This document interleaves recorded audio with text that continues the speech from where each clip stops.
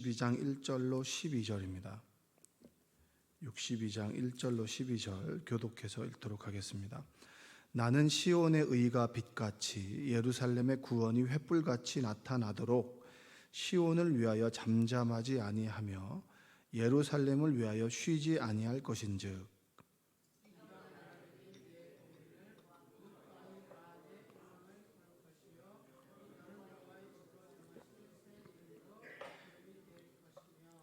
너는 또 여호와의 손의 아름다운 관, 내 하나님의 손의 왕관이 될 것이라.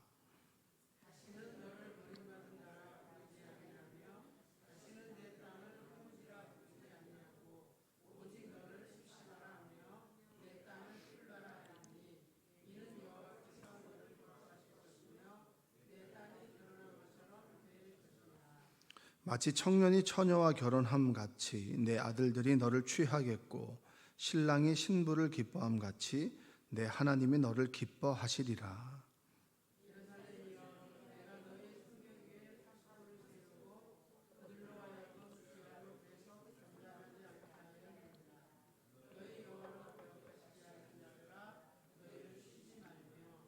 또 여호와께서 예루살렘을 세워 세상에서 찬송을 받게 하시기까지 그로 쉬지 못하시게 하라.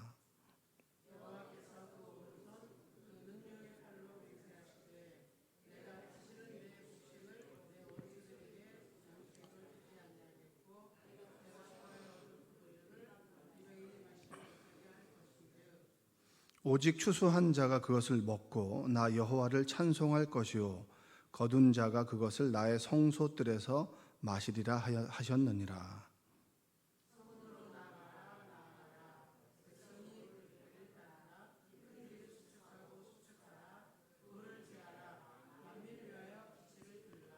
여호와께서 땅끝까지 선포하시되 너희는 딸 시온에게 이르라. 보라, 내 구원이 이르렀느니라. 보라, 상급이 그에게 있고 보응이 그 앞에 있느니라 하셨느니라. 사람들이 너를 일컬어 거룩한 백성이라 여호와께서 구속하신 자라 하겠고 또 너를 일컬어 찾은 바 된 자요 버림받지 아니한 성읍이라 하더라. 아멘. 오늘도 하나님의 은혜가 여러분의 삶 가운데 함께 하시기를 주님의 이름으로 축복합니다. 우리가 열심히 일해도 나의 열심으로 일을 해도 한계에 부딪힐 때가 있습니다. 좀 나이를 먹거나 체력이 안 되거나 그 다음에 어떤 분야의 노하우가 없어서 참 열심히 했는데도 답이 나오지 않을 때가 있죠. 그럴 때는 이제 누군가에게 부모로부터 유산을 받은 사람들이나 그리고 부모로부터 어떤 능력을 이어받는 사람들을 보면 되게 부럽고 그리고 또 좌절감을 느끼기도 합니다. 나의 열심으로 안 될 때가 있다.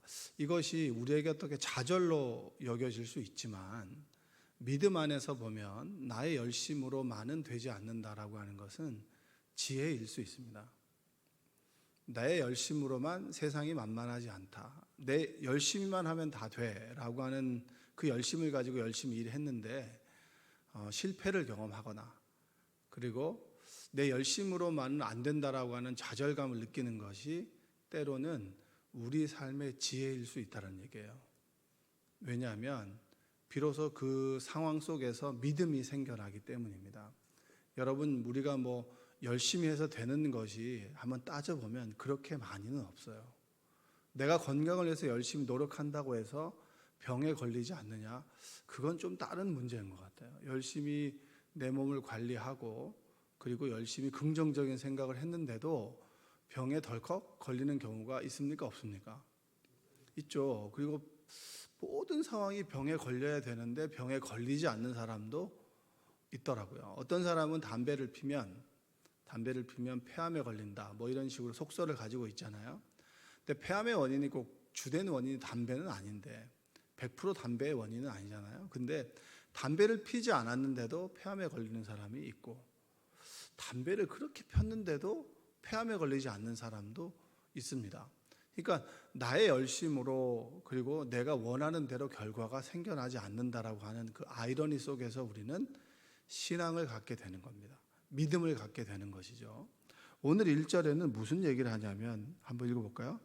나는 시온의 의가 빛같이 예루살렘의 구원이 횃불같이 나타나도록 시온을 위하여 잠잠하지 아니하며 예루살렘을 위하여 쉬지 아니할 것인즉, 이렇게 얘기합니다. 여러분, 오늘 이 이사야의 말씀이 40장부터 66장까지의 말씀은 포로가 된 상태입니다. 포로가 되기 전에는 심판을 이야기하죠.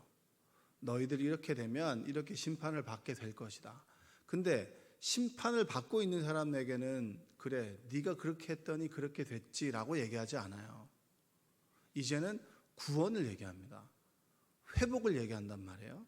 그러니까 이스라엘 민족들이 지금 구원과 회복의 말씀을 듣고 있던 때는 어떤 때였나요? 포로된 상태였단 말이에요. 그러면 포로된 상태에게 그래 심판을 선포하든 이제 희망을 선포한다, 그 메시지가 여러분 믿음으로 받아들여지겠습니까? 받아들여지지 않겠습니까? 받아들이는 것은 좀 힘들죠. 왜냐하면 지금 상태가 너무 힘들기 때문에. 힘든 상태에서 그래 잘 될 거야 잘 될 거라는 그런 메시지는 그렇게 들려지지 않지만 그것을 믿음으로 듣는 사람이 있다라는 거예요. 내가 그렇게 열심히 살아봤는데 안 되더라는 거예요. 그러니까 무엇인가를 의지해야 되는데 그것을 무엇을 의지할 것인가? 어떤 사람들은 요행을 의지할 것이고 어떤 사람들은 뭐 다른 사람들의 통계를 의지하겠죠. 그러나 우리는 무엇을 의지합니까? 하나님의 말씀을 의지하잖아요. 왜냐하면 그 말씀은 그냥 내가 믿고 안 믿고의 문제가 아니라 하나님의 기록되어진 말씀이기 때문에 믿는 거죠. 내 열심으로 되어지진 않지만 이 세상을 창조하신 하나님께서 말씀하셨다고 하니 그 말씀을 믿고 그 말씀을 믿는 가운데 우리 삶 가운데 케미가 일어나잖아요. 기적이 일어나잖아요. 도대체 이루어지지 않는 일들이 이루어집니다. 아, 그러면 내가 믿어야지라고 하는 게 되지 않겠습니까? 우리가 열심히 하니까 하나님께서 일하신다. 내가 기도를 하니까 하나님께서 응답하시는 건가요? 잘 얘기하셔야 돼요. 내가 기도하니까 하나님께서 응답하시는 건가요?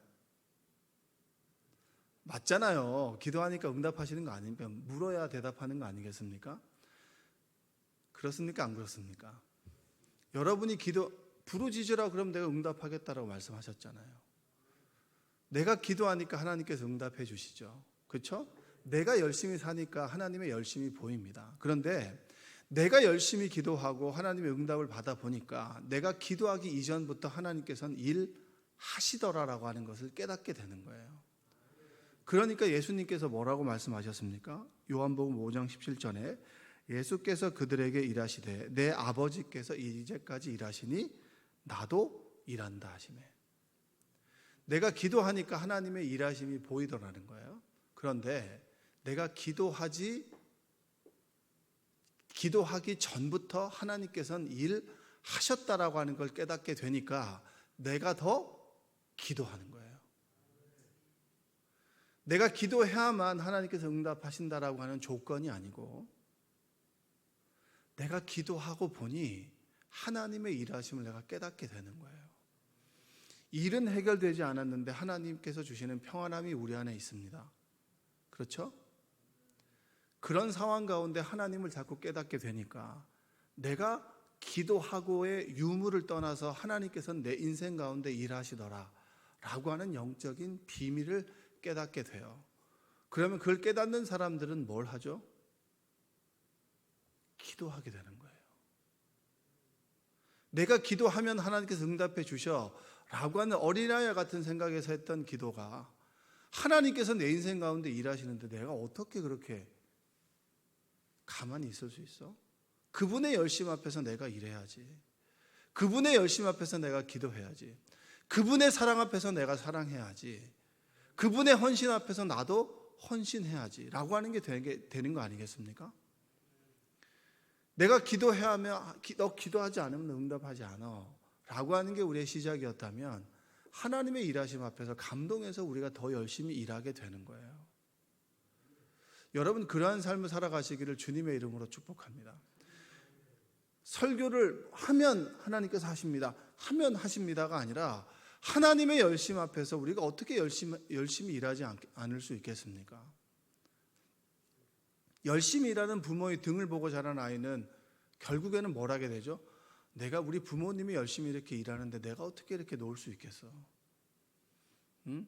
정말 새벽부터 열심히 일하는 그런 아버지를 둔 자녀가 어떻게 열심히 공부하지 않을 수 있겠어요? 근데 참 아이러니는 공부를 안 하더라는 거죠. 안 하더라는 게 참 이게 아이러니인데, 근데 결국은 깨닫게 되잖아요. 아, 내 부모가 철이 들 때 정말 열심히 일했구나. 그때서야 열심히 일하게 되잖아요.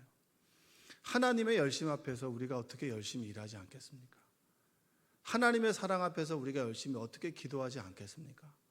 하나님께서 나를 구원하신 그 구원의 섭리 앞에서 내가 어떻게 전도하지 않을 수 있겠어요?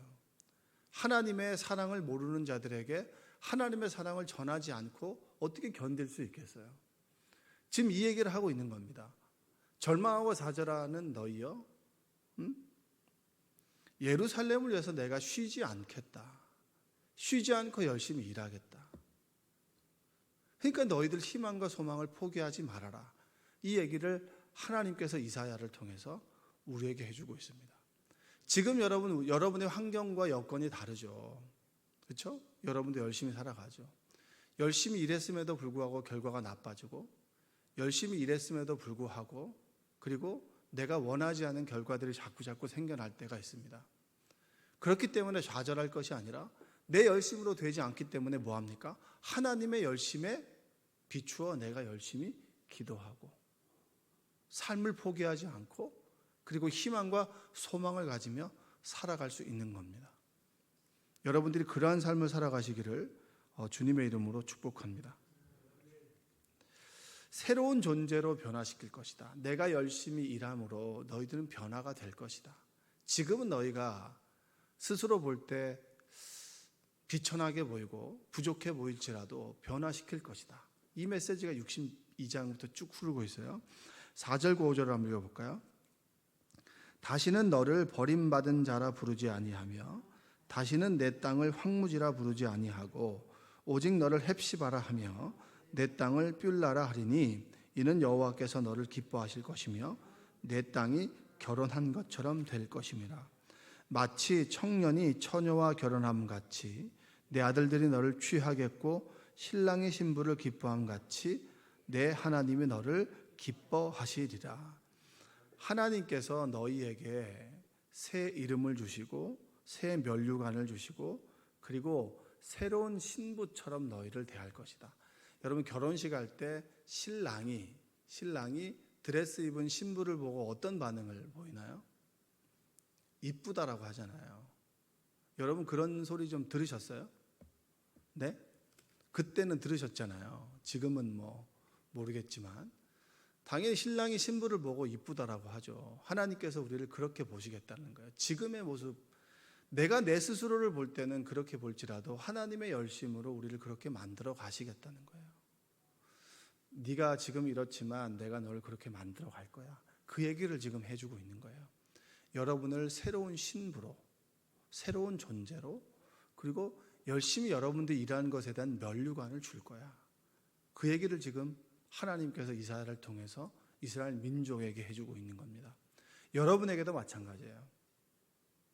지금 여러분이 스스로를 어떻게 볼지 몰라도 하나님께서 여러분의 인생을 이끌어 가신다. 아멘?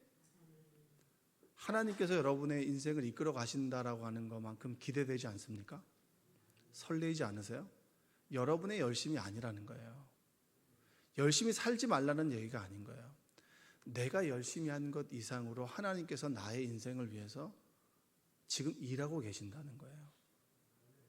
더 닿는 이야기는 뭔지 아십니까? 여러분이 걱정하지 않아도 여러분의 기도를 듣고 하나님께서 여러분의 자녀를 위해서 일하신다는 거예요. 버려두지 않고, 고와 같이 버려두지 않고 지금도 하나님께서 일하신다. 저희 어머니가 이제 제가 목회를 하는 거를 두고 자주 하는 이야기가 있습니다. 너무 걱정이 돼서 걱정을 안 한다고. 이게 말이 되는 얘기예요? 안 된다는 얘기예요? 말이 안 되죠. 이게 어떻게 걱정이 너무 돼가지고 걱정을 안 한다라고 하는 게 돼요? 인간 인상 안 되죠. 내가 너무 걱정이 되기 때문에 내가 열심히 기도한다는 거예요. 그 얘기예요, 그 얘기. 저는 그 얘기를 잘 몰랐어요. 그래서 뭐 어떨 때는 다니엘처럼 3번씩 기도하시기도 하고 아침, 점심, 저녁을 하기도 하고 늘 새벽마다 기도하시죠. 새벽마다 왜 깨서 기도하시겠습니까? 자식이 걱정이 되니까, 일하시는 그 하나님의 일하심을 깨달으니까 그분에게 내가 걱정과 근심을 덜어드리지 않으면 내가 너무 걱정이 된다는 거예요. 여러분도 그렇지 않겠습니까? 내 남편이, 내 자식이 너무 걱정되니까 일하시는 하나님께 기도하는 거예요. 그러면 그분의 열심으로 자녀의 인생을 이끌어 가신다. 할렐루야. 여러분들이 그런 믿음을 갖게 되시길 바랍니다. 염려의 반대가 뭐예요? 염려의 반대는 믿음입니다. 믿음이 없다는 얘기는 염려와 근심이 있는 거예요. 그러면 염려와 근심이 찾아올 때는 여러분 어떻게 해야 됩니까? 믿음이 생길 때까지 기도하셔야 되는 거예요.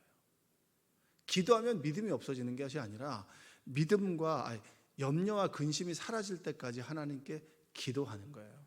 하나님의 일하심이 깨달아질 때까지. 얼마나 감동적이에요. 하나님께서 나의 인생을 놓고 쉬지 않고 일하신다. 지금도 일하신다.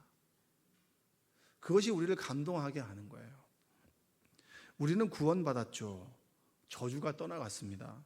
하나님의 자녀가 되었습니다. 그리고 의롭지 않은데도 의롭다 하심을 칭해 주는 거예요. 그러면서 하나님의 자녀가 되고 구원받은 하나님의 자녀라고 우리를 칭해 주시는 겁니다.